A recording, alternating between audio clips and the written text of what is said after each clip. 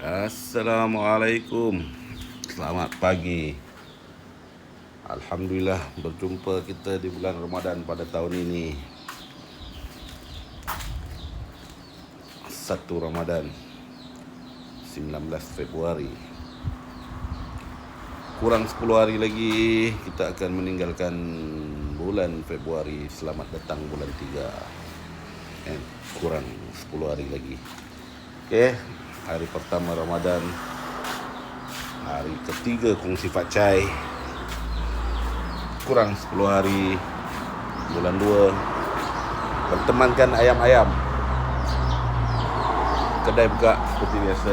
Kita tak pasti hari ini jiran-jiran kita buka ke tak, sebab ada 2-3 orang jiran kata diorang akan cuti 1 Ramadan.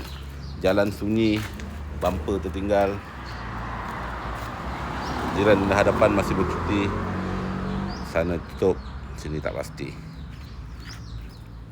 Mana-mana nak cari spare part, nak cek barang part, tapi barang-barang biasa-biasa je tak ada specialis punya barang lah, tak ada special apa yang punya barang. Seperti brake pad, minyak hitam ada, minyak brake, bulan, spark plug. Yang tu ada. Kalau nak cek gearbox ke apa ke, itu kita tak ada lah. Kalau nak tolong cekkan besok mungkin ada supplier yang buka. Apa-apa, halo bosku.